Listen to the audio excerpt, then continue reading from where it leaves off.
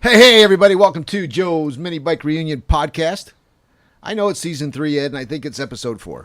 Is it 4? Whatever. 4? I think it's 5. It never mattered, you know? I think it might be 5. I don't know how we can expect that to be a big deal when we don't even know.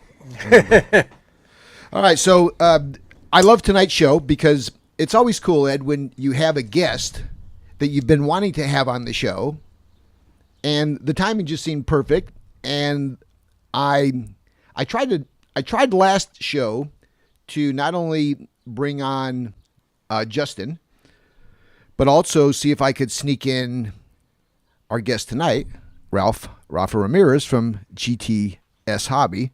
And here like magic, he's here. Welcome, Ralphie. Thank you. How's the ride up? Terrible? Terrible. LA, you know. Give everybody an idea how long it took you to get up here. About an hour. But it takes more than that, right? Because you got to fucking plan for it. You got to, it's just like... Well, it took me all day, basically. Yeah, see, that's what I was saying, all day. Well, thank you for that. We appreciate it. You've rolled in some monster bikes that he's captured. We'll show you some photos a little bit later on. But before I even get into the podcast, I have to welcome Clarence. Sure. Because there's always the other guy that just drops up that you have no idea. So he's here along with D Racer. D Rivas is going to be joining us in the second half of the podcast. And D's in the scene big time.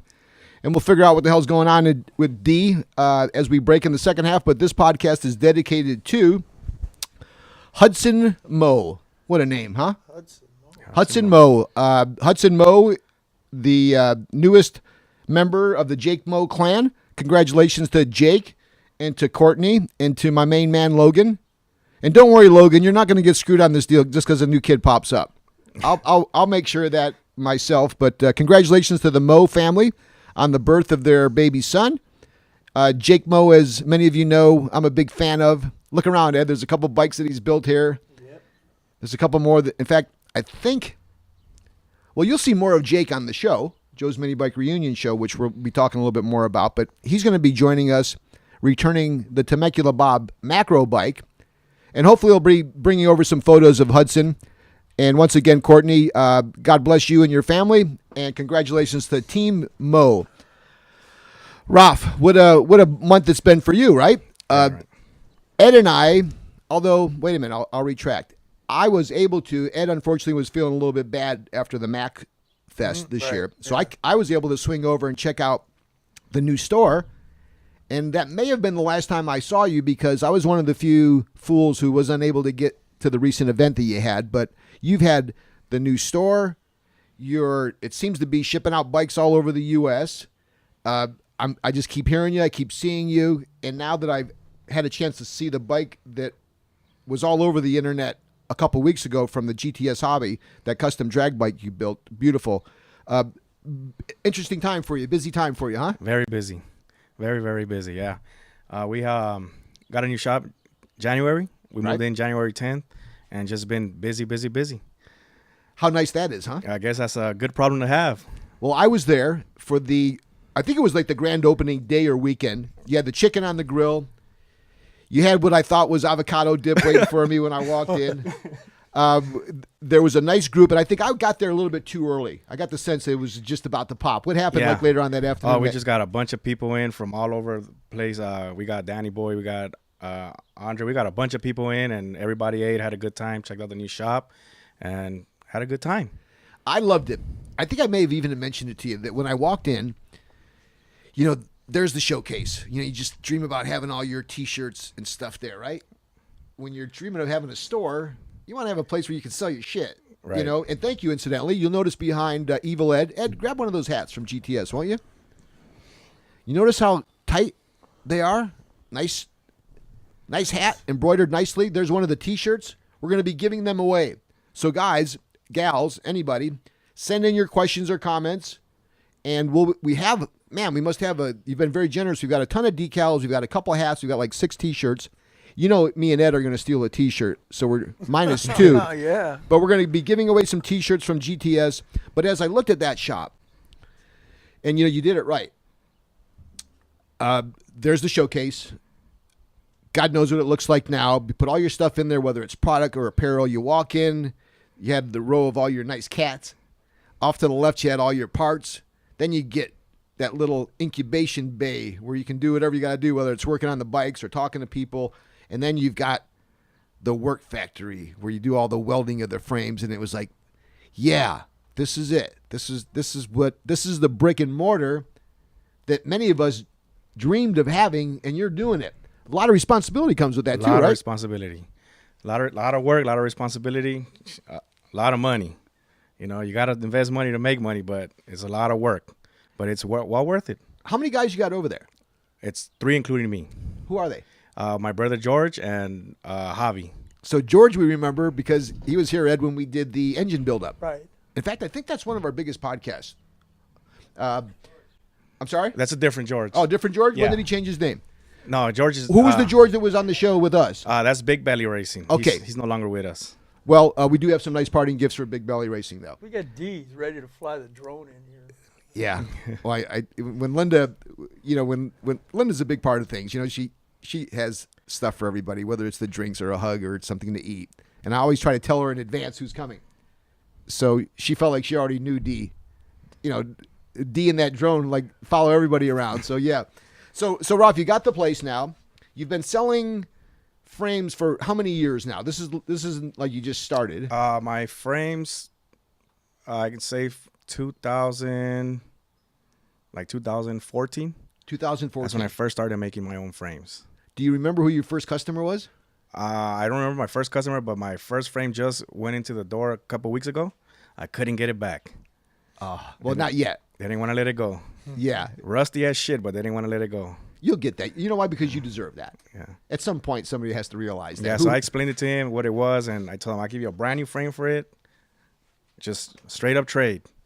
He's like, oh, I'll let you know. Never came back. Nothing? Crickets? Nothing. What's his name? I have no idea. Okay, so... He's somewhere in Compton. All right, so whoever you are that has the first GTS frame, and word will get out, we're going to sweeten the pot. You can't just give him a new bike because he's got to realize that bike has much more value than a new bike, just from sentimental, right? Plus, he knows he's got you over the barrel. Oh, yeah, he does. All right, so here's what we're going to do. We'll comp him every year until he dies. He can come to the Minibike show for free and be eligible for all the prizes. And we'll load him up with some junk. Find out what you need. Whether you need like an engine or maybe we got to get an F&B pipe or I got to call up our friends over at Stutz or somewhere. We'll hook him up. So look, not only will you get the new frame if you return Rafa's original, but we'll hook you up with a bunch of aftermarket parts too. And if you don't want to give it to him, we're going to find out who you are and where you live, and we're going to come and steal it. I got a little bit ahead of myself on the opening. I want to thank some of the sponsors. You know how that goes, Rafa. You got to feed the machine, right? You got him. You remember the Pioneer guys. They've been with us forever. For a while. Thank you, Pioneer, for all you do. The bike behind you is the planned giveaway bike. That's a Ruttman Spider, Ed? I think I'm not into Ruttmans, yeah, but I think it's a Spider. And we're going to turn that into a Pioneer audio wagon. And we're working with the folks over at F&B. Jake Moe mocked up a little bit of what you see there. That's a custom seat with a subwoofer, Raf. It's got the side speakers like a full-size dresser. It's got that full panel. I've got a front fiberglass fairing that will house the speaker where the headlight is. So we got a lot to do, but we're going to drop the bike off to Brian and Frank over at F&B Racing, and hopefully that thing will be given away. It's Joe's Minibike Reunion the 13th of October. CV Park in beautiful Lacrosse Center. For more information, you can go to the website. It's essentially the same information from last year, just with a different date on it. So, Ruff, you've been doing this for a while. You've graduated now. Now, this shop is a little bit bigger than the first shop, right? Oh, yeah, way bigger, yeah. Yeah. In fact, I think we've got some photos of one of the earlier shops that you had. Where was the old shop? Well, my old shop was just down the street from there, but my frame and fab work was done at home, my backyard. Yeah. That's where I used to work until January of this year. So you were doing all your work out of your house, literally. Out of home. And how in the world did you get to that point where you decided not to be a welder, not to open up a restaurant, not to become a lawyer, but to get into the mini bike game? When was all that happening? How old were you, and what were you thinking? Started with a Cat 250X back in, I'm gonna say like early 90s. Okay. My brother bought it from a friend of his and got on that thing and just fell in love with cats. Never let go. I still have that cat. Which one was it? What color? It's orange. Yeah, I'm trying to remember when I walked in there and I saw you. How many cats did you have now? Right now, I believe I cut down a bit. I still have about 40. 40? Yeah. No shit. I cut down. I let go about 10 or 15 of them recently. Wow. I thought, well, I hate to say it, Papa Smurf, but you better get in back of the truck. I thought Sean had a collection of cats. And I mentioned this to Justin Eichler when he was here last year. Why is that green cat still sitting on Craigslist for a month? It's like $350. He's got the pretty cool, clean cat green with like a 3 horsepower Briggs and some. Yeah, I talked to Justin a couple of days ago. He told me about that, and my answer to him was, you know what? I've been off the game getting the new shop for a while, but I'm coming. Yeah, I'm coming back. They better watch it. Well, if you've, I guess what that means that if there's a cat out there you want to put out for sale, you probably sell it pretty quick. Justin's gobbling up all the tacos. I think that's his primary focus, right? Yeah. So if you're the cat man, the only guy you got to worry about is Sean. And with all due respect, Sean's in the AV. But they have to worry about me on the cats. Yeah. So that'll be the case, and I'll be mindful of that as well because I'm not as deep as Ed. Like I think Ed, you've got like 50 Facebook groups that you follow or whatever the hell it is. I didn't join any of them. Someone hooked me up with all of them. Yeah. So I guess what I'm getting at. So invited you to join this and whatever.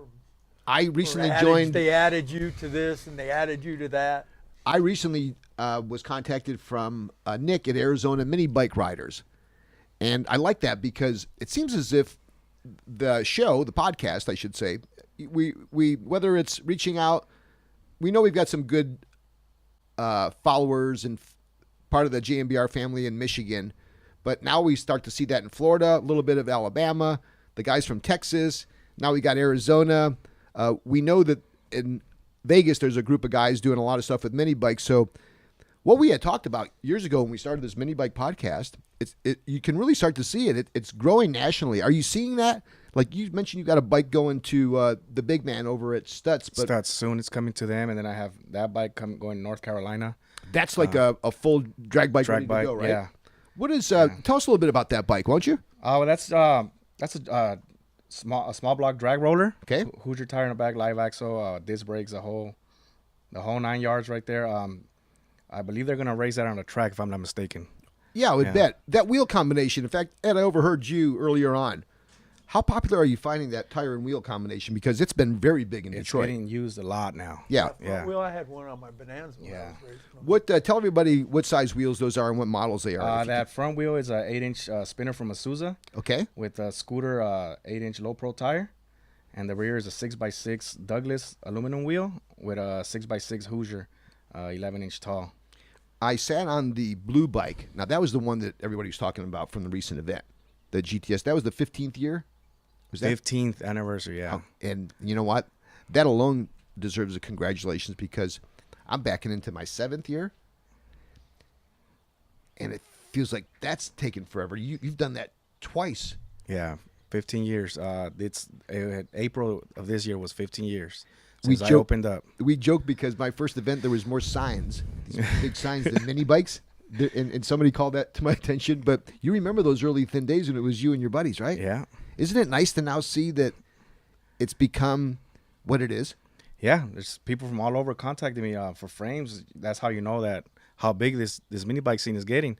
I got people from Miami, Texas, a lot from Detroit, of course, California, all over. That's pretty cool, huh? Yeah, it's cool. So it's starting to make sense, that risk that you took to take it from the backyard and to go ahead and rent the building and buy the equipment and bring in the people and commit to the rent and all that, huh? Yeah. So where do you see it going? I mean, does it seem as if it's growing annually on a rate where it's going to continue to grow? I mean, I believe so, but I just take it one day at a time. I don't want to overwhelm myself. I already have too much stuff to do as it is. You have to hire anyone else? Yeah, so the framework for me is a one-man show. You know what I mean? I don't like anybody else touching it because I'm putting my name on it. So I touch the frame from start to finish. That's it. You know of a company called Art Morrison Engineering? They're probably the drag race chassis builder in the industry. They're in Fife, Washington. Art Morrison, similar to you, probably had his hand on every frame that he put out in his early days. And then before you know it, life happened. He had a son. Before you know it, the son grew up to be a guy that is a craftsman on his own right, and he's doing work on the frames. And Art ultimately hired guys. Ed's an example of a guy that you would hire that ultimately gets it. and you know you could be confident that that guy could follow the path that you put him on. Right. At some point, you're going to need to do that probably to be successful. Yeah, probably so. So hopefully there's somebody out there that maybe is working with you now or that may be listening who would realize that as time goes on, as the popularity of bikes go, what's the first thing you need is a frame. So the reason why I was asking the question is that it appears to me, and I base it largely on things like social media and websites and activity. Then when you go to events, literally and show up and you see the difference from year to year, it seems like we're on an upward. Oh, yeah. You know, and it would be nice for folks to feel confident that getting involved in the hobby or maybe getting involved in business could be a consideration because it's a much easier game than getting into the automotive business, that's for sure. Yeah. And you really still are in motorsports. In fact, I've always felt that the beauty of these mini bikes is that it's probably the most affordable way to get into motorsports when you think about it. I believe so. You know? So there's opportunities for the kids to get involved. You had a bunch of kids running around there when I was there. Yeah. How many kids are in the family, and how many of them do you already see that they're interested in mini bikes? Well, my son's 7. He's interested in What's his name? Oscar. Okay. So he goes to the shop and he starts bending. Doesn't bend anything good yet, but he's starting to use a bender and he's starting to use a weld a little bit. So he's interested in it. So that's a good sign. Yeah. Well, sure. He's a cheap labor too, right? Yeah. I may have seen him when I was over there. We brought up the event, and I was telling you, I know from firsthand experience that it's tough. Just getting geared up every year, just pausing your life for the 2 or 3 months, particularly leading up to the event. Because you know as well as I do that it's not as if you do it like the week before or a couple hours before where you just get ready. It's almost chipping away 6 months before the event. And when it comes to the details and mixing them up into your business life, you're still doing all that. You were the guy reserving the place and I was doing all that. Like I said, it was a one-man show, and it got even harder this year because I had just moved. I'm still settling in the new shop. I'm still not completely moved in, so I was still dealing with that. And I almost didn't do the event, but it's easy, isn't it, to get tempted? It's like, I think I'll take a pass this year. Yeah, my brother said, no, you can't do that. No, you can't, because it's getting bigger every year. So there's people coming from further away that already may have planned. Too. Yeah, so they're doing bikes for that day, so you can't do that. So you have to do it. So we did it. It was a good turnout. You know, I don't think that there's anything better to have. It's not a website. It's not an ad. There's nothing better than face-to-face. And when you've got an event, you're going to hear it face-to-face. You know, guys are going to tell you what they like and what they don't like. And there's nothing better than having that. But also knowing the flip side of it, there's a lot that goes into these events. People have to understand that. Do you want to talk at all about the recent event and maybe some of the highlights that took place there, and maybe for that matter, where you see things going in the future? Yeah, sure. Why not? Go ahead. So Ed came back from the event. Ed was in town. I was out of town. I think my man Ian went. Yeah, he was there. Justin was there. I saw a lot of familiar faces there. It seemed as if people Charles was there. Yeah, so that I'm not surprised, but it seemed as if they had to be the biggest ever, right? Yeah, we definitely had a whole lot more people this year than last, and I just think it's getting bigger. You know, it was pretty packed. Huh, Ed? Yeah, it was pretty packed. It was packed. I asked Ed what bike stole the show, and obviously he pointed to your bike. What other bikes did you have? Any particular favorites that you saw? I honestly love that Bonanza chopper Danny Boy took. Sure, Tequila Sunrise. Yeah. Wow, that's some work right there. Yeah, I'm not sure. Has that bike evolved? I thought I saw that Danny Boy's bike at a show prior to. Was this the first? That was showing? the first time. So that was wrong. That was the first time. Yeah. And then there was a couple of nice drag bikes out there. Double engine.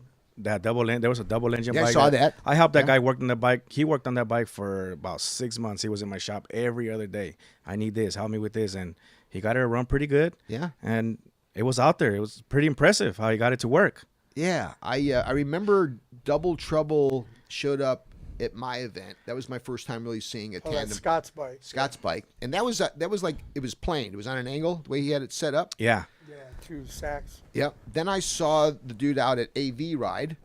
He had, oh no, that was a dual engine go-kart. Well, that's the same dude. That's the same guy with the dual engine mini bike now. But what's his name? Do you remember? Anybody remember? D, if you remember the dude with the dual engines, I want to bring him up, give him his props, because Scott's bike's not a Bonanza; it's a trail horse. Yeah, it's a trail horse. Yeah. Yeah, but I didn't mean the frame as much as the bike itself. I hadn't really seen a 2-engine bike until I saw Scott's. Dave Miller did that. Ah, okay. Yeah, that's probably that. That almost looks like it's from the factory. Yeah. That's one of those things. But the other ones, it looked like it was a lot of effort and a lot of engineering and fabrication and a lot of thinking. And actually, it's even more impressive when you see the guys that were jamming and learning as they went along to get that bike actually running. I like the nice, beautiful Dave Miller bikes. Don't get me wrong. But you know you're right. But I think this one's a little bit more impressive because anybody can go out and pay somebody and do it for you. Yep. But he did everything on his own. Yeah. Only thing I did for him was a frame, and I helped him out with a little bit of things, but he did it on his own and he made it work. Great. He made it work, so it was a good job for him. Yeah, no, I appreciate that. You know, I want to give a couple shout outs to some folks because I kind of forgot over the last couple podcasts. I mentioned the guys from Arizona Minibikes. Good luck to all the guys there and what they're doing. They seem like they're having fun. They're not too far from LA, so maybe you guys can get a group and roll into Joe's Minibike Reunion. That's going to be in October. Alfredo, want to give a shout out to you. Temecula Bob, my man Corona Irving. Corona Irving was up early. He's always active in the scene. We'll see the guys over at F&B, Brian and Frank soon. I'll give a shout out to Leo Zachary, David Isaac, Ronnie Garman, my man, the Green Hornet, Irving Payan, Christian Torres, Michael Lewis, Rat Goner, and a few others. I just want to get a handful of them in now because, like I said, we had a couple little technical difficulties one of the earlier podcasts a month or two ago, and we cut a little bit short. So if I missed anybody, we'll catch you at the break. Raf, so now you've got the shop. You've got a little bit of notoriety. You're not worrying about things on a day-to-day basis. You know when you open up the door, the phone's going to be ringing. People are going to be coming in. You've got orders you got to get out. Are you worried about keeping up? Do you think are you having smooth transactions? Is everything going as planned? Yeah, everything's going. I'm a little behind though. Okay, well that's not a bad sign. I'm behind. So what's behind in terms of like weeks? So a guy sees or hears about what you do. He goes to the website. His buddy says, thumbs up, GTS, great frame, great price, general enthusiast. Guy makes him his own. He's happy with the price. He calls you up. Typically, these guys pay for a what? Credit card or they send you a check? What do they do? Yeah, a credit card or we do PayPal. We could do either one. You know. So now you got my money. He's buying a basic bike. What's like turnaround time? Basic bike, I have them in stock all the time. So basic bike, you turnaround time's 2 or 3 days, and we'll get it going. What's a basic bike and what's it cost? It's a stock bike. Roller is $375. That's everything minus motor, clutch, and chain. Complete bike is about $600. That includes completely out the door turnkey. Got it. So even including a motor? Even including the motor. So what do you use? Predators? Predator motor. Yeah. And do you put a pipe on it? Do you put anything on it? Or is it just a stock one? It's ready a stock. to go? It's stock. Got it. Out the door. So if he wants to do anything else, then he's either a return customer or he's out in the aftermarket world Right. looking for parts. And then, so that's the basic bike. Yeah. What's the next level? The next level is when you want to go into like a drag roller. If they want to go into a drag roller, that's where it gets a little tricky. Because a year ago, I could just turn around was about 2 weeks, and I could knock it out and keep my store flowing. Now it's 6 weeks to 2 months for me to get it out. That's why I asked. Yeah. And if you tell people that, and it still comes around that time, usually no harm, no foul. It's the guys who tell them a couple weeks and it turns out to be 2 months where it starts to become a problem, isn't it? That's why I don't like to lie. I don't tell them 2 weeks. Nah. It's not going to take me 2 weeks. Sure. You know, if they're good with the 6 weeks, we'll do it. If they're not, we keep pushing. On the drag rollers, is it because each one of them is different or some of them are different, whether it's a wheel tire combination or maybe the bars or I don't know, maybe there's a few other things that they want? Mostly everybody wants something different. What are an example of some of those things? Wheelbase, bars, the way the wheel sets, the style of the frame, seat, it just everything. So almost everyone is custom? Everything is custom on those. So what if you found the more commonly requested options that they want on those bikes? You still really can't make a lot of them because the racers are different and the riders are different size too, right? Because if we could do that and just have 4 or 5 of them on the shelf, and then there's something on there that they're not gonna want. Yeah. And now we have a frame sitting there. Yeah. Are you at liberty to talk at all about like volume, like on an annual basis? I mean, is it a few hundred? Is it a few thousand? I mean, can you give folks an idea of the scope of how many frames GTS maybe have out there? How many of them out there that are living? Are there hundreds of them by now? I would imagine. Are we near? Yeah, a few hundred? We're up there. Yeah, we're up there. I was trying to do some math just based on kind of what I would assume is typical sales. I'm saying in stock frames, just a regular ride-around frame, probably up in I'm gonna say close to like 500-600 already. Wow! Congratulations. Thank you. And how about walk through traffic? Everybody dreams, as I was telling you, I was reliving my dream that I've never quite achieved yet, which was to have my own place. This is like the version of my place, right? Nobody comes in. I don't sell anybody anything, but I often wondered about it. And I often dreamt, especially as I got a little bit older, how nice it would be to have all this stuff out there, and you open the door at 9 o'clock, maybe close it at 6, maybe open up on the weekends, but it's like, it's not that easy. Yeah, it's a lot of work. Yeah, it's not that easy. But do you see retail shopping anymore? Are like people bouncing in and buying stuff, or is it really all over the internet mostly? No, it's a lot of walking. It is. A lot of walking. That's great news. So now it's getting a lot into the website and online and all that good stuff, but the majority of the profit comes from walking. And what are they buying? Frames, parts. Yeah, is it a lot of parts? A lot of parts. Yeah, okay. A lot of parts. That I could see. The local guys walking in because they have to have a chain. They want to get a carb. They want to get an intake. They need a seat or whatever, right? Yeah. Are you doing a lot of that work? Service, yeah, we do a lot of service. So I looked at your website, and you're like 4.5 or 4.8 on that satisfaction survey that they give you, right? I tracked the one fucker who gave me a bad review down because I hate that. I did. But you know, you'll totally disregard the 980,000 people that like you, but you'll chase down that one guy. One that doesn't. So I saw you were up there, and people, although somebody did say something about, there was a recent post that was really funny. Someone didn't like somebody that was overweight at your shop. But that was just one comment. Yeah, I see that. That was a funny one, isn't it? That'd be like the one I bet. But everyone else resounding, you guys are cool. You guys were there. You fixed me up. You had the parts. Prices were right. You know, ultimately, when you go to sleep at night, you gotta, you know, in your heart what kind of business you have. You gotta know if you're raping people and fucking them, or if you're taking good care of them and you made somebody's day. I bet you go to bed at night knowing that you helped some bastard out who didn't think he could get his bike running, and he came running in there and he needed help. I like to think so. I bet there's hundreds of those guys. There's a lot of kids that come in there, and I mean, kids don't have money, you know, and there's a lot of parents that don't want to spend the money, you know, so we got to help them. So I did see a lot of kids there, as I told you, at your place. What do you do with these kids? I mean, are you helping them, like, maybe start to wrench? Are you letting them ride the bikes? What is your view? If they come in and they need a chain, they don't have all the full amount to pay for it. We're like, okay, we're going to put a new chain, but you're going to help me do it. You're going to learn how to do it. Great. Basically, that way you don't have to pay nobody to do it. So we'll do that. And I guess they're pretty happy. Yeah. You know what would be nice, and something I would probably consider doing. That's the only reason why I bring it up. I couldn't tell you to do something unless I was going to do it. But what I did at the event was I just stole the trick, like I do with many things that I do, that was successful in other areas. And there was always, like in the automotive arena, there's competitive engine builds with young kids, you know, Ed. They have like the engine building competition, and they bring high schoolers in or young folks, because the big concern with automotive is that it's a dying industry and that kids aren't into motorsports anymore and that no one's really into drag racing or, you know, finding out what the difference is in a camshaft or a crankshaft. There's a different dynamic going on with young people, and they're not as inclined to get involved in motorsports. So you try to get them involved. Maybe what could be cool for you is maybe once every few months on a Saturday, you put together a bike with these kids.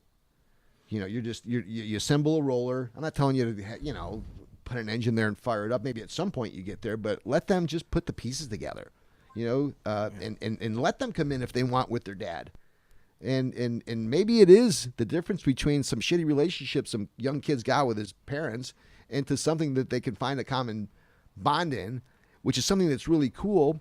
Not to mention the fact that, you know, it feeds your machine because you get more of these young kids involved, and we got a sport to look forward. So with that being said, I do have one kid lined up for the summer when he's off. He's going to come into the shop. We're going to kind of show him What's his name? His name is Adrian. He helped me out at the event. Great. He was out there giving the tickets. Oh yeah. Did he just pop up, or did you know him? Or I know he helps me every year. You know, he's just low Shows budget. up. He's a kid, you Yeah. know. So he asked me if he wanted to learn. So I was like, yeah, come in the summer, bring your dad. I'll talk to your dad, and I'll show you around. I'll show you how to do this kind of stuff. You know, maybe you might work for me one day. I don't, you know. Well, you never know. you got to ultimately get him in a bike. You know, hopefully he comes in and works. You take care of him, whatever regard, whether it's a trade out or he makes a little money or whatever he does. But when he's done, he would get a bike. And if we can help him out at all, you know, you get the frame, you get the wheels and tires. We need to grab an engine or some parts and pieces to get that kid a bike if he does a good job. And let him serve as an example for somebody who not only stepped up and asked for the order, hey, I want to help out the event, but then is also going to be there maybe to take advantage of what you're offering, which is to get your hands dirty and learn something. Right. So you are full service at that shop. You can build a custom bike. They can walk out with a basic bike. I saw go-karts and more ATVs versus UTVs, but you had a little in the early days. It looked like you were into ATVs and UTVs. Yeah, I had a few of them back in the day. Yeah. Was that what you were into when you were younger? Yeah, we were into the off-roading scene and all that good stuff. And I was Anything never that into goes that. Were you? fast. I was afraid of that shit falling off some mountain, especially the three-wheelers. You know, I just heard too many tragic stories. You know, it scares me with those friggin' things. So and now they have the UTVs, like the Polaris. Mm-hmm. Polaris sold more UTVs last year than Ford sold pickup trucks. Really? Yes. The power sports segment, which we are a part of, our mini bike world is defined within the power sports segment. That's how they call it. It is one of the biggest segments within the automotive industry, largely because it's new.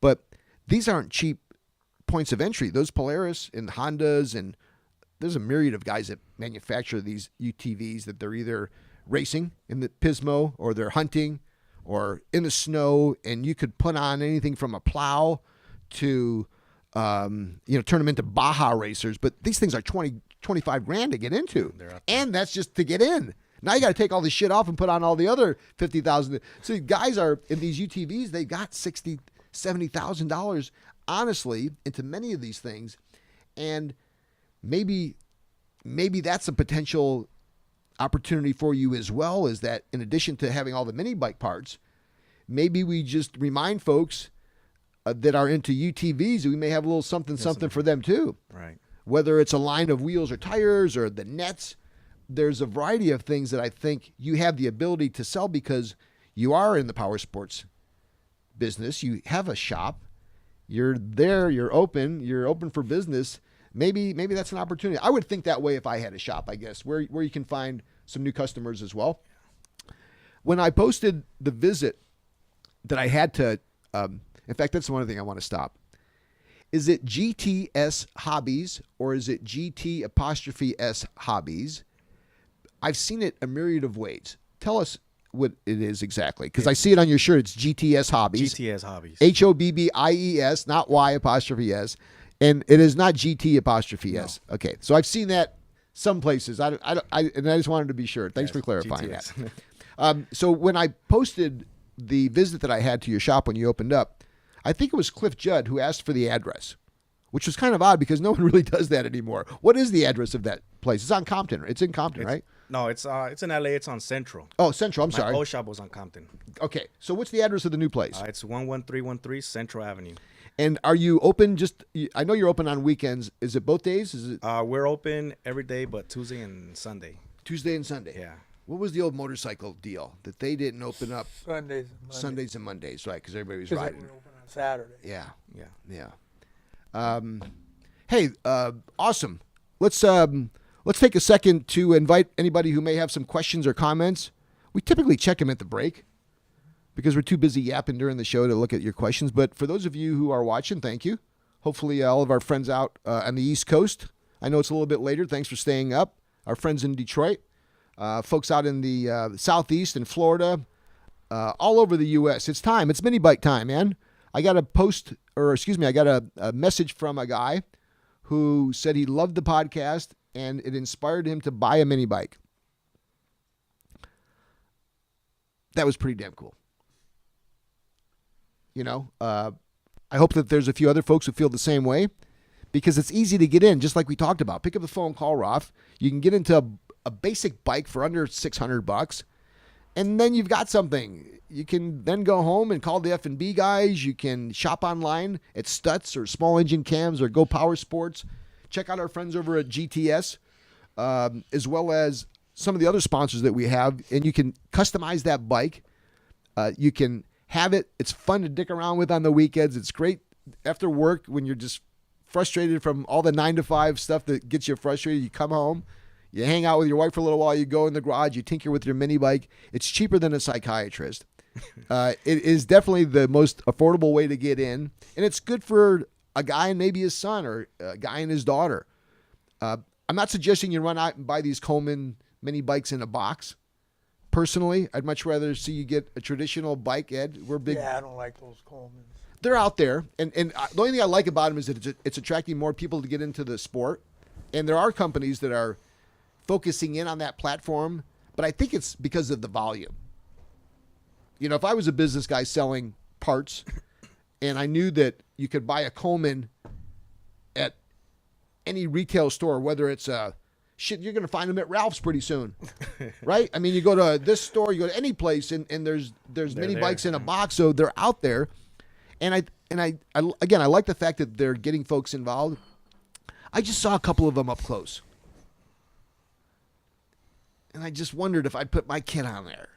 So unless you're going to get them and maybe reinforce them and fix them up a little bit, and this is not a Coleman bash as much as that there's a lot to choose from. So don't just buy the first cheap one in a box that you see. Do your homework. Maybe GTS is for you. Maybe Go-Karts USA is for you. Maybe Temecula Bob, or maybe the vintage bikes that are still out there. The problem with the vintage bikes, like anything else, you're going to pay now. Now it's time to pay. Now it's all those bikes that you dismissed that were available on Craigslist for $200 10 years ago. Yeah, I miss those days. They're not there. And you've got guys like you, Mr. I'll buy every cat I can. You got guys like Justin, buy every friggin' taco he can. Then there's plankton like you and I, right? We're still out there on the hunt, if anything. So finding anything, a vintage Bonanza, a vintage, who knows? Try to find one of these new Hondas now, the Z50s or the CT70s. Just in the last few years, these guys are all on crack. They want $4,000, $5,000 for these bikes. So get in. It's like real estate. You could buy a house in 95 for a couple $100,000, and then fast forward to 2018, it's $800,000. And I'm not suggesting that mini bikes are going to take that path, but my point is that not only are these things cool, you can still get in without paying too much. I don't know what's going to happen 10, 15 years from now. I hope the prices do skyrocket, Ed, because we can cash in on these few bikes that we have here. Rafa, we're going to take a quick little break. Send in your questions. We're going to be giving away a cam from my man Tim at Small Engine Cams. How much money have you spent there over the years? A lot. A lot of money. Great guy, isn't he? Yeah, he's good. Yeah. In fact, Tim has forever been supporting the show, and we have to get him back on, isn't he? Yeah. He's due. Speaking of future guests, do me a favor, would you? Dave Miller's agreed to be on the show in June. We can reach back out to him. He says he's been busy, and I sent him an email. Hey, Dave, really like that frame and that fork and rear end you've got there on eBay. I've seen it up there for a little while. If you can make me a package deal, let me know. I'd like to get it. By the way, if you got some time, I'd love to have you back on the podcast. He didn't say shit about the parts. He said he was busy, but he still wanted to come in to be a part of the podcast. Oh, really? Yeah, so That's cool. I'll have to. I think what he was telling me is I'm gonna have to pay full price if I want those parts. So Ed, I may not be able to pay you next week. I may be buying some parts. So we're gonna have Dave Miller on. If you want to, once you have a couple dates that you have in mind, we'll clear those out. We'll get him on. And Ian Cordova has been re-invited to come back on. We had planned on having Ian on very early on this year, and then I think through just a couple circumstances, we ended up pausing that particular date, and we were unable to get him in because he's got a regular job and he lives up near Fresno or Hanford. That's like days away. So hopefully we'll be able to get things lined up where we can get Ian in. And I had talked to somebody else that was going to be on the podcast in June. Oh, Charles MDB. How the hell can I forget that? Charles Mini Drag Bike. He was going to make his dance card available to us in June. So June is going to be a great month for Joe's Minibike Reunion podcast. As I mentioned earlier, we filmed. You did another good job, Ed. The reviews are in. We've seen some of the highlight reels, and you're natural. No. Yeah. Oh, that was crazy. It seems like that when you're doing it. What we're talking about, Rafa, is we did a little promo shoot, me, Ed, and E here for a YouTube. Or no, actually, I got to stop saying that because we haven't figured out where it's going to live. It may not be a YouTube. I'd be on television. No. I think we'll live online, but where we live is not as automatic, nor is it really the right place for us. He's going to help us with that. But it's going to be like a 10-minute monthly show. And we shot a little bit of a teaser promotion for it, which we'll see probably maybe our next podcast, depending on how E's time is on editing that. And we've got plans for our second and third episodes, which include Jake Moe. It'll include F&B Racing. And it may include a visit to Max on the way back, which was your suggestion. And we'll have an opportunity to showcase two great places, F&B Racing and Max. You think Mac will let us behind the Iron Curtain? I don't know. So, There's only a few people that have been there. well, we'll just take advantage of your relationship and we'll get in there. Plus, I'll bring a nicely folded 20. You can get anything you want with a nicely folded 20. So we'll have a chance to give some of the viewers a chance to, within a week, meet Jake Moe, meet F&B, both Frank and Brian, meet Mac, then visit F&B and see what's going on at Max. So that's what you can look forward to. And along the way, it's me and Ed. So that's pretty much the premise of the show. It's us, our friends, thinking about that. You'd be a perfect place for us to come and check out. So maybe we'll have a chance to check out GTS Hobbies on one of these upcoming shows. Along the way, we'll get some drone footage from D. We'll stop and pick up a few beers. I suggest you do the same. We're going to take a quick break on the podcast. I'm kind of feeling like it's break time, E. Is my internal clock on? You're off by 1 minute. Jesus, I'm off 1 minute.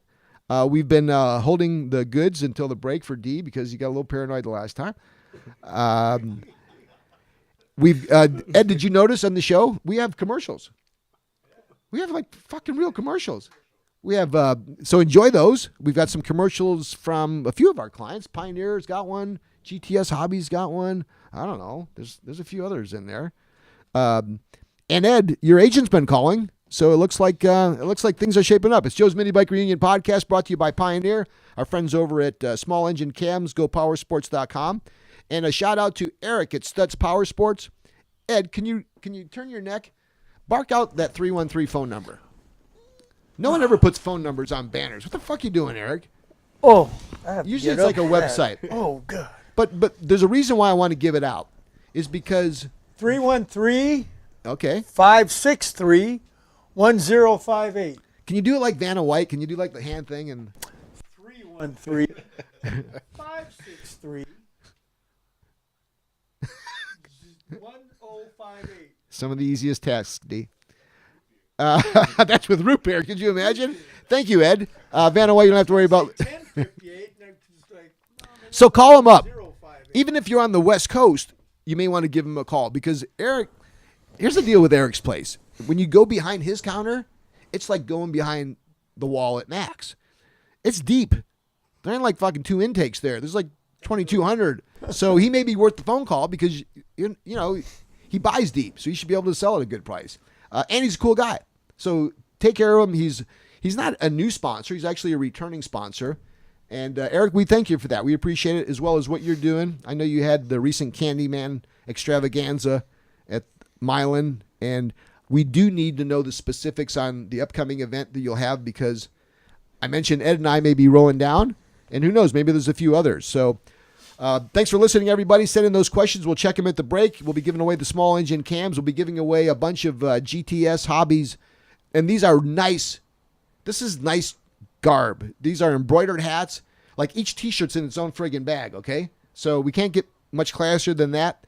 And I want to thank you for your time here. Rafa, we're going to be bringing in D Racer after the break. And sending your questions and comments. Have a chance to win a small engine cam from Small Engine Cams. Thanks for listening, everybody. We'll be back in a second.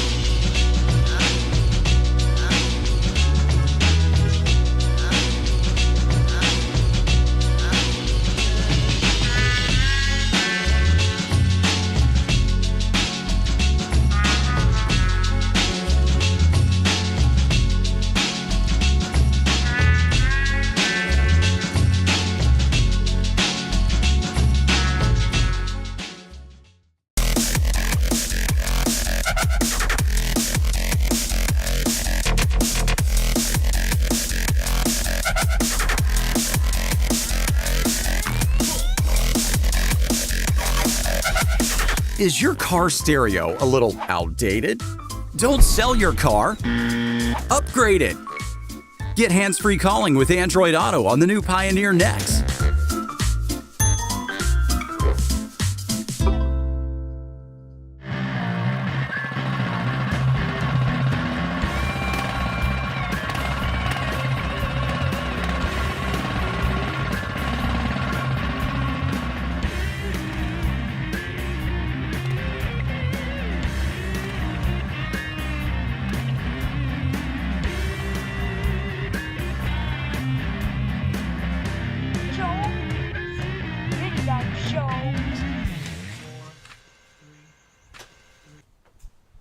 Hey, everybody. Welcome back to Joe's Minibike Reunion podcast. Hopefully you had a good break. We had a good break. D, can you see me? I can see you. Can you? Welcome, D Racer, D Rivas to the show for the second part of the podcast. Good to have you, D. Thanks for having me. You got bullied into the handheld, huh? It's all right. Feel like stars or something. Well, you're used to it. You're kind of the man behind, not the man behind the mic. You're the man behind the drone. Yeah. Behind the editing bay. Well, that comes with it. Everybody thinks you're just operating that drone, which is a compliment because, let's face it, none of us want to try to commandeer one of those friggin' things. You know? Not too bad. Give it a shot someday. How many times have you actually dropped one of those drones when you're out there? I crashed it the second day I owned it. Yeah, It was the only that time. And is I'll that take it back. That was the first time. Second time, it wasn't catastrophe or nothing. And recently at a tournament, it lost control and I lost it in some trees, but it didn't hit anything. And D, are those replace and repair, or are those replace Somewhat. like buy new ones? Somewhat. There's some things you could replace, and then it gets to the point where you might as well just buy a new one. So, has anybody been smart enough to come up with drone insurance? The manufacturer does actually. Oh, I mean somebody outside of the manufacturer. No. We need like a cheap, No. shitty late night. You Hey, pay- this is you Joe pay the manufacturer Sebergandio. $300 within 48 hours of activating the drone, and they'll cover it to the value of the drone. And that's Nice. how I got it fixed. That second day I owned it and I crashed it. I registered for that insurance like at hour 47. Yeah, good. That was a smart thing to do. Yeah. Well, the reason why I bring up drones, in case people are wondering, is that D is the man behind the drone, which you see in many, many, many of not only some of the current videos, i.e. the recent ride that we had out at AV, Antelope Valley along the aqueduct. That one I enjoyed because we were a part of it. And it was so cool to see the drone coverage of an event that you are a part of, not just watching somebody else, and then watching what you did and what you had to do to operate that thing. I mean, it's not like you just come and ride like everybody else. You got to set that shit up. And A lot of shit to carry, for sure. thank you. Yeah. Thank you for doing that, because there's worries. nothing better than that aerial coverage, especially when we're starting to get the number of folks that are coming on those rides, and the backdrops are pretty cool. Yeah, especially that location, wide open space. You Good don't have to stuff. worry about any laws you're breaking, flying over homes or anything like that. Well, we're still going to break laws. It's just That's still gonna happen. To what extent? D, you've been close to what's been happening with Rafa over the years, but for those folks who may not know, how do you kind of fit in with the whole Rafa GTS? Oh well, when I deal? first got into the scene back in 2012 or so, they were already had their shop. From my understanding, it was the first shop with that next to that car wash or whatever, and then just being at the races every Sunday, Saturday and Sunday, started finding out about the shop and where to go. Then I started taking my buddies over there that I would meet along the way, like Squirrel Gang or whatever. I started taking Anthony over there and stuff, and then yeah, we've been hanging out just more and more, you know. Since we're always at the same events and help each other with each other's events, it's pretty cool. How many years you guys go back? Since back then, 2012.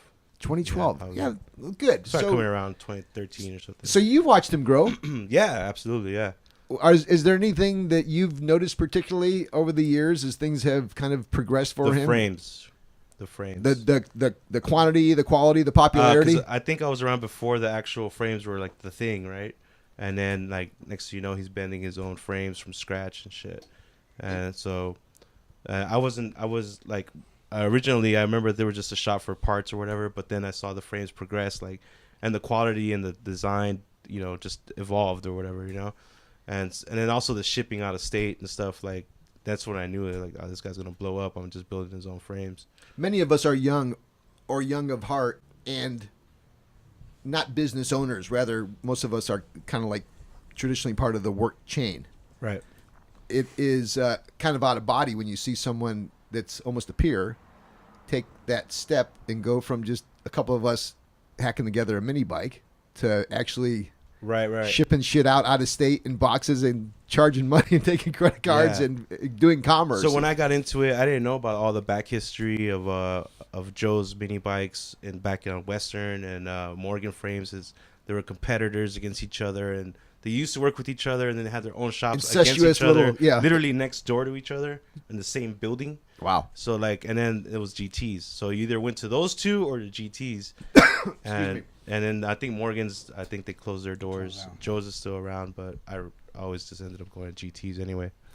Well, it was nice to hear. In fact, I think Rafa mentioned, because, I realize it is a little bit of a hassle to get up here, so we always invite the guests to bring someone with them, if nothing else, to keep them from getting bored to death in the car. And when he mentioned you may come, and then you and I chatted, and then we got Clarence with us. What's happening, Clarence? Big Clarence. You brought your bike, and now I'm kind of used to the bike, but you've made some changes with that. Did you do something specifically different with that front end? What's going on with your bike? So originally the bike, Clarence picked it up for me after work one day. That I found it online. I was like not working at the time. Brought it home. It was a stock Morgan frame, which is one of those guys that just mentioned. Yeah. So I rode it around for a while and learned how to tinker with it and everything. Started meeting everybody, and then I think Goose had the X-Con. He had that suspension on the front from one of those like fake ninja bikes or whatever. Sure. Little China Yeah. mini ninjas. Right. So then I got the idea from him. So that was probably one of the first things that happened. And at Fun Day, I broke the original wheelie bar. So my buddy Angel Figueroa designed that adjustable wheelie bar. And the bike is designed to fold up and fit in the back seat of a Corolla, because that's all I had at the time. So there's a lot that went into it just so I can go take it out to ride it, you know? No one changes the bike to fit into a car, though. Well, I have a truck, man. What do you want me to do? Shit, you know? I got to go race. And I remember because you rolled up when you and I had fun riding at Roadkill in Tucson. That was a 7-hour drive just to ride around in the parking lot over there, but it was a blast. Too bad the rain just washed us out, you know? Yeah. I never got to race you except in the parking lot, but I think you've been a little sour ever since I, left you far I'm trying to get over it. I'm trying to get over it. Don't forget, I built that bike with that motor because all right. all I wanted was all right, that ability Joe. to pull it. And I didn't know how fast or how slow I really was. That's a heavy bike. But I give credit to that bike. I rode it at the Palmdale cruise, and those. You rode it like a girl. You were shaking. I watched No, I you. wasn't. Yes, I gunned it from the line. Let me tell you. And when I came remember. back to give it back to you, I said, "Fuck it, I'm going for the second round." It's nice, isn't it, when you sit in it? Yeah, I think it's comfortable. And I mean, that suicide brake is something to get used That's to. what I wanted to joke about because Yeah. that's what he comes in. It's and it's different. Like, all right, so when you give anybody your bike, let's face it, you're waiting for that fucker to come back in one piece. You know, Yeah, you're well, he was pretending- reaching out for it, and I just looked at him and gunned it.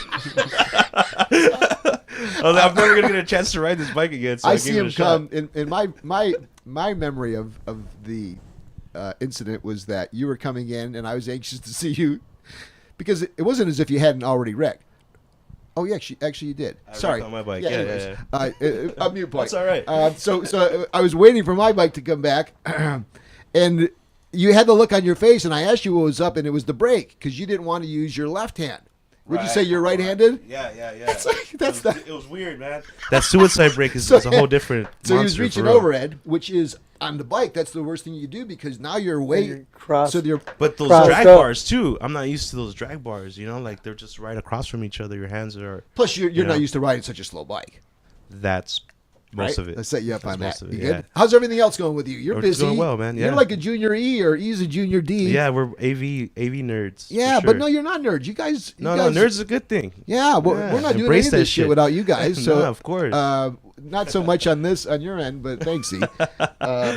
D, you're seeing what's happening. You heard a little bit about the show. You have any ideas about maybe some places that we should check out, or we're looking for places like collections. Guys got like a nice set of bikes, like seeing your group of 40 cats. That would be good, but be mindful of that as Ed Yeah, and for I sure. continue with this trek and work with E to come up with some good content. We'd love to check that out. Those of you that are listening, go ahead and send in your questions. We've got a few of them that have come in. Rafa, one of the questions we had comes from a guy out in Hesperia. I always thought that was like out of the country. He asked, who was your biggest influence when it comes to drag race bike builders? You know, is there somebody that you knew was the guy when it comes to building custom drag mini bikes that you really looked at? Yeah, the guy that I always looked up to, his frames are always have been, and I guess will be, is Temecula Bob.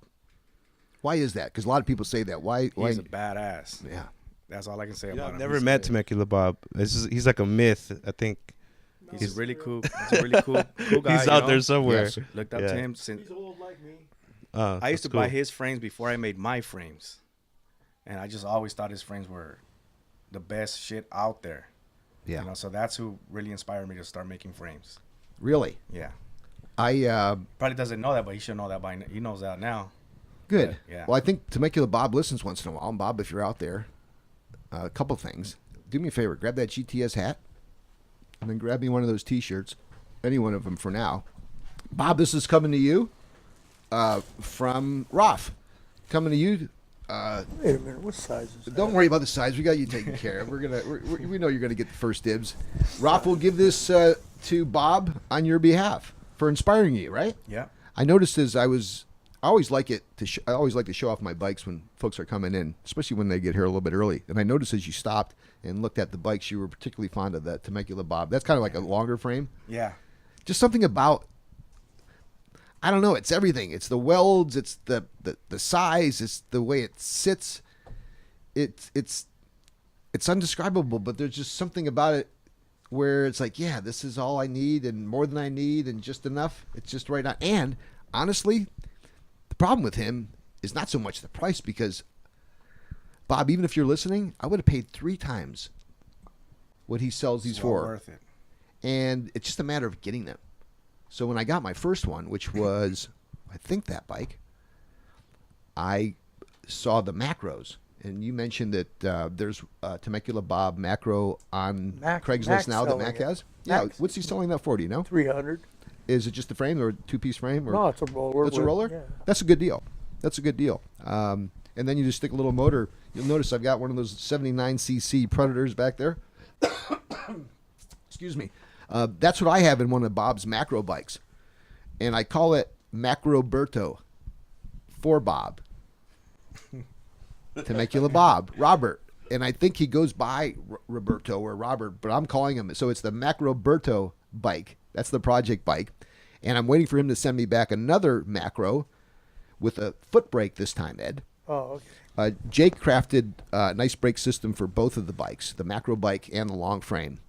Although it did get stuck on me on the AV ride, we had to adjust it a little bit, but it's tight as a glove. And Ed, you did a great job on my Bonanza brake, but to me, brake's everything. You know, when you get on that bike and you squeeze that brake, I don't give a shit how the engine starts or what it really looks like. It's that brake will tell you a lot. It's like shutting the car door, and that sound, it'll tell you if you're in a good car or not.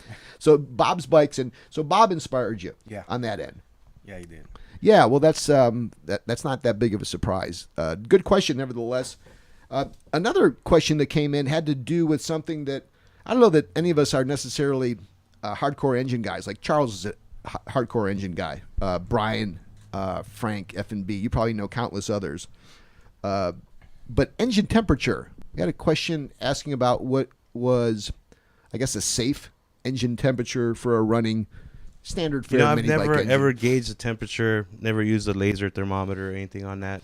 It's mostly So just, if anybody is out there, like Cliff, you listen often. You know, have you ever? I know you've put your tongue on a couple manifolds over the years, but have you ever gone as far as figuring out what like a normal operating temperature would be on some of these bikes? And even if you can remember back to an old 3.5 horsepower Tecumseh or a 5 horsepower Briggs, it doesn't matter. On these engines, it's pretty much the same. And if we can find that out, that would be cool. We do have some folks that I guess we've selected to win some of the other shirts and some of the giveaways we have. We're still taking questions or comments for the small engine cam giveaway, and we'll give that away towards the end of the show. We'd like to recognize Sean Brewer. We already took a couple away for Temecula Bob. Dallas from Arizona. Richard White. And let's see here. It says Cliff Judd, but I don't think Cliff Judd needs another T-shirt. But we definitely will have a hat for you or something. So far, congratulations to those guys for winning some of the cool GTS hobby stuff.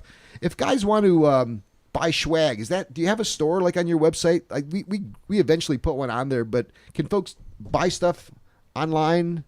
Yeah, they from can you? or just give us a call and we'll send it out to them. What do you sell your hats for? Every time I sell a hat, I lose $5. Yeah, Have you figured it out? Have you figured it You're out? never gonna win on that. Yeah, so there is no. It's Yeah. not just me. Yeah, You're gonna lose. yeah. So you're gonna lose on the hats. And what have you done? In fact, those of you listening, this is more me being selfish, picking your brain because we're both we're in and out of the event business. Let's just say, I never was able to figure out the appropriate volume. And Rafa, you know the deal. You can get into these things. You have like $2-3 grand in apparel just showing up now. And then I at first I didn't have enough extra larges, and then I got too many of them, and they're still sitting in there. The apparel really is. It's more like it's not a revenue stream. It's more of a promotional investment, isn't it?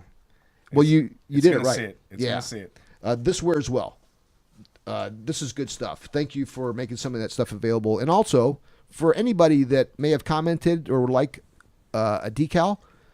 I don't know if the decals are handy, but you brought a stack of them, and I'd love to send those out to you. So just go ahead and say you want a GTS Hobby decal, and while we have them, what does the decal say? Does it say World of Minibikes or something on it? For the GTs? Yeah. GT's Hobbies, same as a shirt. He's talking about the red, white, and blue one. Yeah, I thought you brought a stack of them. yeah. We'll try to find them. Maybe they're underneath the shirts over there. But anyways, we have a nice stash of them. We'll find them, and we'll give them out to anybody who sends us a note on that. Are there any questions that have come in, E, on the small engine cam giveaway? Once again, folks, I realize it's kind of late on the East Coast. Let's talk about, from your end, Rafa, your plans going forward with the event. I missed it. I heard some things about it.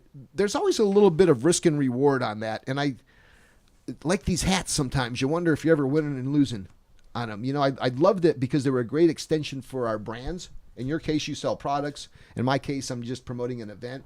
But there's that risk and reward that you sometimes have to weigh back. Right. How do you feel about that? Because with each success, Ed had mentioned that there was a little bit of a mishap with some guys on bikes that really you have nothing to do with, yet indirectly you have everything to do with. Correct. Do you want to talk at all about that? Yeah, we'll talk about that. Go ahead. Oh yeah, after our event, well, you know, you make events. There's absolutely no riding. Permit doesn't allow it. We made it clear, no riding. Last couple of years, people listen. This year after the event, a few guys didn't listen. After the event, they went into the riverbed and they got themselves into an accident, a really bad one, at that. So they got really hurt, and you know, even though it was after the event, the name's still tied up to it, you know, so we lost our permit. At the park? At the park. We can't do it there ever again. How long had you been there? This is our 3rd year. And that's not easy to get. No, it's a lot of work and a lot of money. Yeah, and you commit. I remember Yeah. sitting in some of those meetings when I was requesting my dates, and it wasn't just like one person that ran the parks. It's her boss, it's the commissioner, it's the city councilman. We had a policeman that was at my meeting for these little mini bike events. It's not like, and you're telling them our guys are going to be good. Our guys are not riding. Yes, I have insurance. Yes, we have permits. Yes, we have trash picking up. I mean, we commit wholeheartedly. And then when someone who we've done all this for goes against the simple request, which is, look, guys, it's a show and shine. You roll your bike in, you roll it out. You can't ride it. If you do all the shit that I've invested, It's gone. and is that what's happened? That's what happened. Yeah, so all the work, all the permits are gone for good there. So we're done there, you know, and it's doesn't really look good for next year, you know, because really, besides your event, we have nothing else here in California. You're right. That's it, you know. So we have your event in October, in Right. the fall somewhere, and then we have nothing for the rest of the year. Yeah, yours kind of kicked it off. And it was not only You a know? kickoff here, it was a kickoff, and I think motivated many folks where the weather wasn't as nice as it is here, because the first hint they got it, guys out riding, was like your show. Yeah, so that's gone. So it's not looking good for next year. So I guess we'll take it one day at a time, see what happens with that. Well, I think a couple things there. I had only heard about that, and as we talked about it briefly before going on the air, I wanted to be cool with bringing it up, and I'm glad that you're addressing it because there's two things. First of all, it's tragedy because you've done a lot to establish this, and you've invested a lot of time, effort, and energy, and it's become a beacon for folks to come and have a good time on an annual basis. I saw a lot of new folks that are going to be taking over our hobby. Ian and Justin are two examples. You got them guys. You got them going this year. They came and they were out there. They were out there. yes, Yeah, and from far away. that was their first event. You know, it is with the first event. You can't wait to go back and do what you didn't do the first time, and now Just you know get the better. landscape. Just get it better. He all but bonded with Ed there. Ed got to meet his father as an example with Justin. It was what you hope it to be, a social gathering that resonates and has some impact. And people had a good time. So many times guys put together these events or happenings and you go there and it's like, there ain't nothing. There's nobody you want to Ian's talk dad to. was there too. Yeah. Oh, Ian's dad. That's right. Yeah, He's we all celebrating his hung birthday. together. So another example. My point The is that, the old guys hung together. Right. yeah, it's a shame when you're having some of your young friends celebrate their father's birthday and you're still older than their fathers. It sucks. I had that happen to me twice this year, right? It's fucking May. I still got the rest of the year to go. But I guess what I'm getting at, and D, you can appreciate that because you've been a part of what he's done, not only amping it up, but being there and supporting it. Now, because someone else just got a little bit hungry and dirty and wanted to go continue the party with a little bit of reckless Well, there was abandon. a crash right before the show, or right when the beginning of the show. Yeah, They were before. coming It's down the cancer. riverbed, Once something happens, doesn't it seem like it just... Just and a follow. guy saw stairs that led to the park off the riverbed. So he slams his brakes on to go down the stairs. In the meantime, some guy rear ends him. Yeah, and that's kind of innocent. But where are they going? And it was the same guy. Yeah. It's the same guy. Yeah. Same guy. So he's on a mission. And, you know, God Poor knows. guy, man. Just hope he heals well and whatever happens. Was he you geared know. up? Yeah, I heard he was. Okay, good. So at least we got heard he that. But was. and look, this ain't about bashing you, and we're not going to name names, nor did I want to present this as being a downer. It is unfortunately a very clear example of what nightmares guys who produce events, i.e., our guest tonight and myself. This is what, you know, if things were stayed on the path that you were putting it on, you would have an event that was approaching almost 20 years. It was the 15th year. 15th year. How old are you?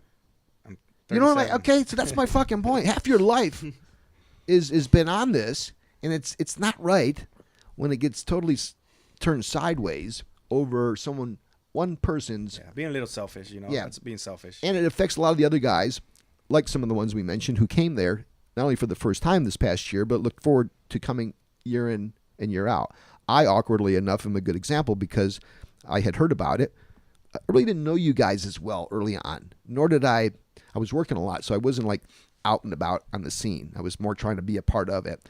And when I realized after the second year that was where all this started and getting down there, and I'd known you by then and indirectly you, but I'd never been to the shop, and I wanted to get down there. And because I liked everybody that I had met who was associated with you, but I wasn't able to get to the event. And this year I knew I was going to be there, and then my new venture took me on a trade show, so he was there. Usually I'm at the events and he ain't making it. This is the first time he was at the event and I wasn't, so I missed it, and I don't get to go. So that's why I'm pissed off. So let's do this. It takes more than one incident, despite what appears to be some immediate negative ramifications for you, but guys like us don't take no. I sure don't. And guys like us love it when someone says we can't fix this or it's not going to happen, and we know it can be fixed or it can happen. So I've always felt that when it was appropriate, I wanted to embrace and bring in as many people and who their fans were to the event. Like, you see that park that we have, and I want it to be filled one day. Right now we've got like that little area on the left, you know, and there's a whole big area on the right, and if we need to, we can keep going. The location that I have is a welcome home for you and for GTS Hobby. Expand your footprint. Be a part of the podcast. Be a part of the event. We're a good backdrop for you to promote your products. This is not a pitch as much as it's an invitation.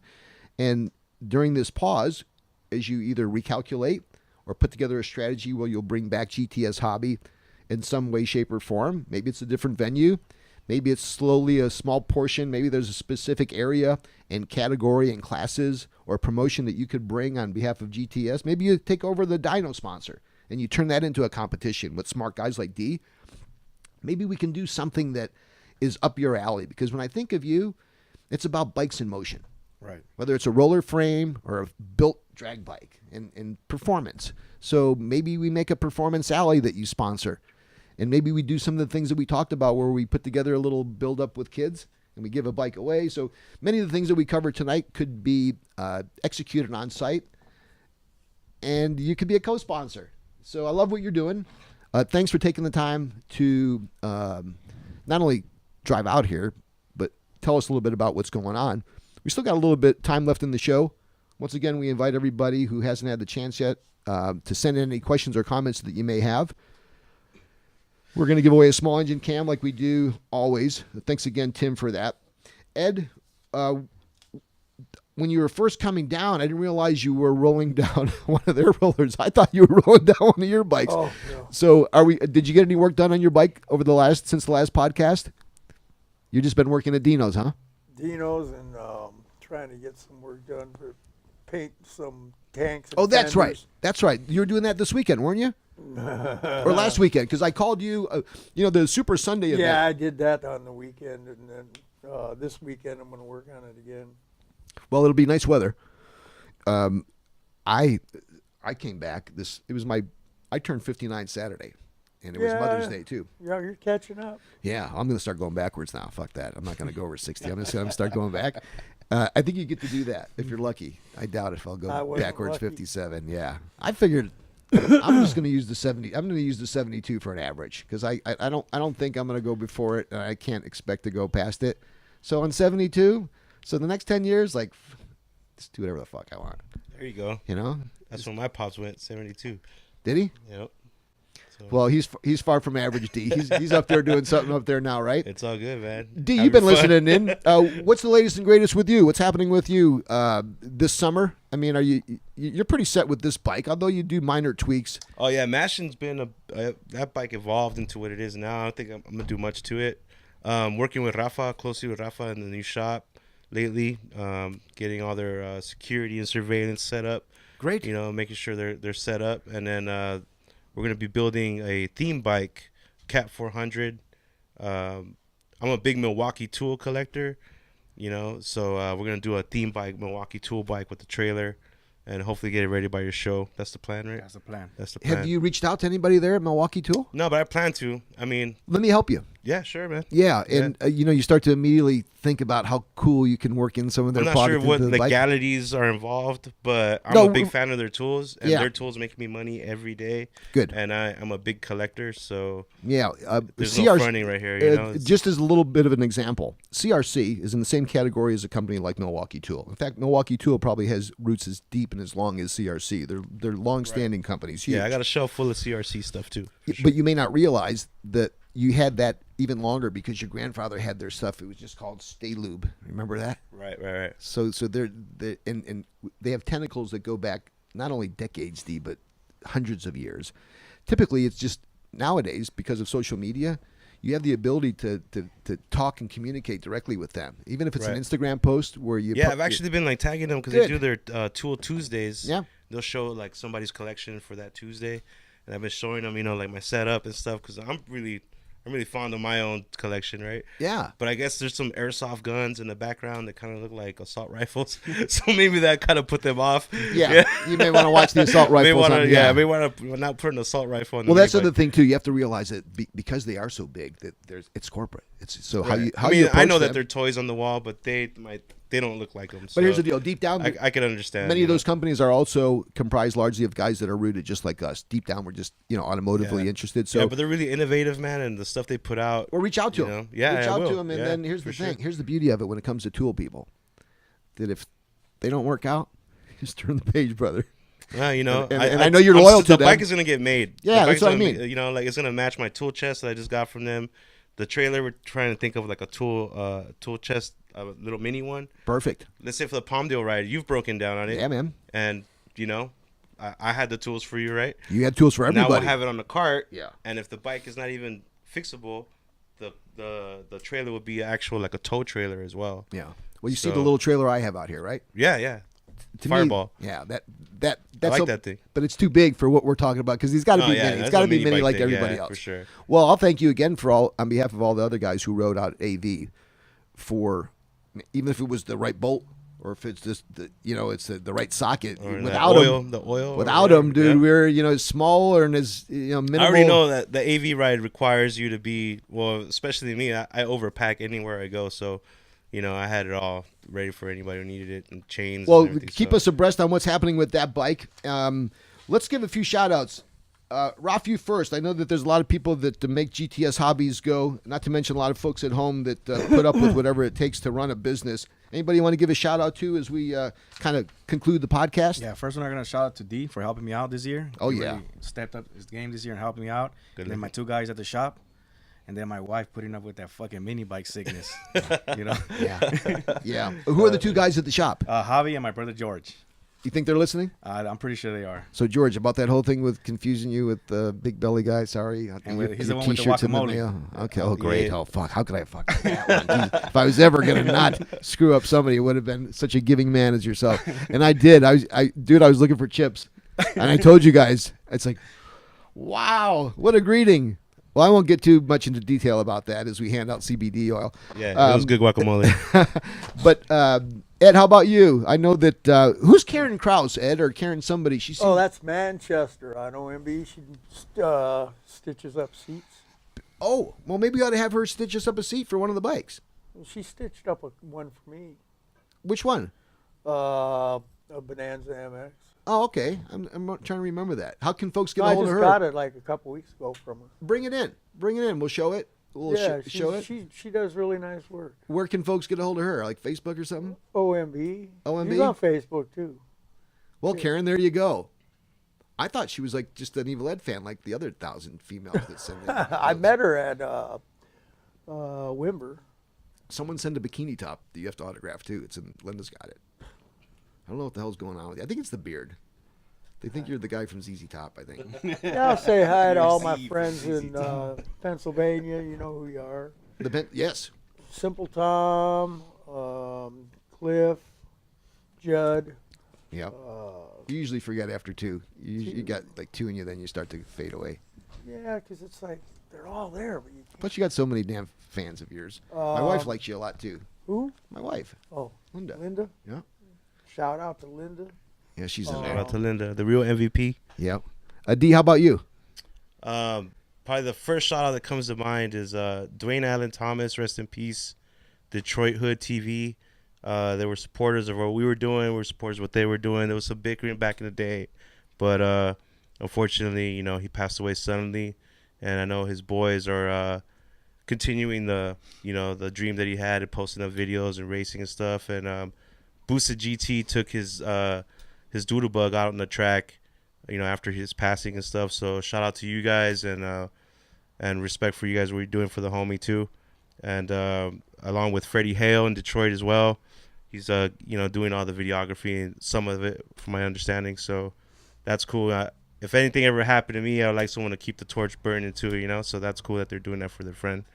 Well, that's well said and nice sentiments there, D. Almost brought a little tear to my eye there, man. There ain't no crying on Joe's Minibike Reunion podcast. Hey, Rafa, if you weren't into mini bikes, what else would you be doing now? Man, I don't know. I've been to mini bikes as long as I can remember. So it's all about that then. It's all about the mini bike. Huh. Well, I guess we can all say that when you think about it, right? We've all had a chance to do whatever it is that we want to do at this point. We're still dicking around with these Shit, as mini much bikes, money right? as I put in that stupid ass bike, Yeah. I could have had a Harley by now.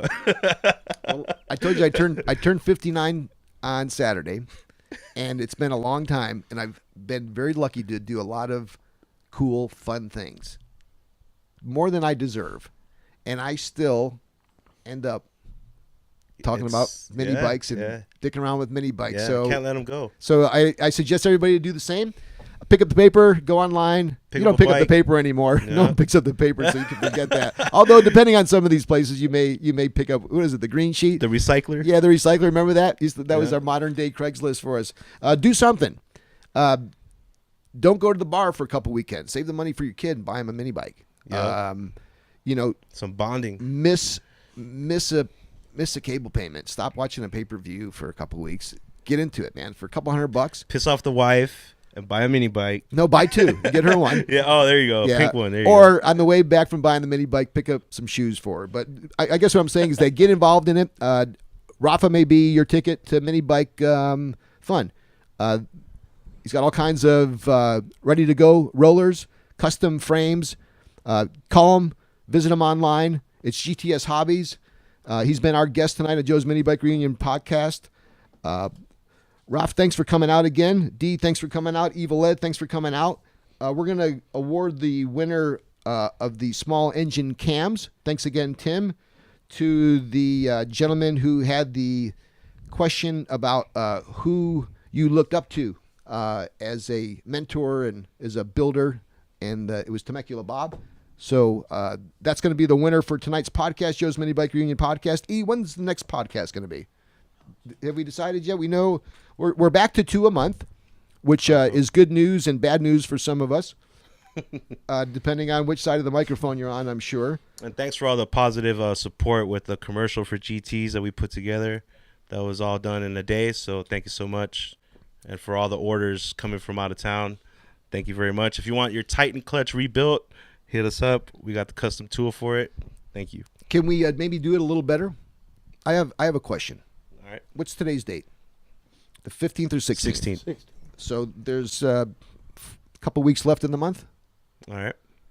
So pick up the phone. How do you like them to order stuff? On the phone, or they do it online? Rafa, that's your side. Yeah, we do it on the phone. What's the phone number? 323 323 649 649 9637. 9637. If you buy the minimum of the basic roller or the basic kit, what's that? From anywhere from $400 to $600, somewhere in that neighborhood? Yeah, just about. Can you give them another 5% off if they act between now and the first of the month? Yeah, we could do that. Great. So you just mentioned the Joe's Minibike Reunion 5 off. And then if you do that, Rafa will let me know. And I've got up to a couple dozen hats, 24 hats. And I'll send you an additional Joe's Minibike Reunion hat signed by Evil Ed for anybody who takes advantage of this. So you've got until the 1st of June. Save an extra 5 off. Mention the Joe's Minibike Reunion podcast discount. And you also get a Joe's Minibike Reunion hat autographed by Evil Ed. I don't know. It's a little bit of a push. Save a little bit of money, get a friggin' hat. Joe's Minibike Reunion podcast. You got some dates, E? June 6th and June 27th. Potential dates, June 6th and June 27th. I've got to check with my agent, my wife. And we'll look forward to so note those on your calendar. June 6th and 27th, we'll either have Charles Mini Drag Bike, a.k.a. Charles Mosley. It may be the other way around. Or it could be my main man, Ian Cordova. Or it could be, and in fact, I know it's going to be, the man who is probably the biggest name in the world of mini bikes, Dave Miller. Joe's Minibike Reunion podcast brought to you by Pioneer, Small Engine Cams, Go Power USA, or GoPowerSports.com, Go Kart USA, Studs Power Sports. Somewhere, give it up for GTS Hobbies. Thanks for listening. See you next time.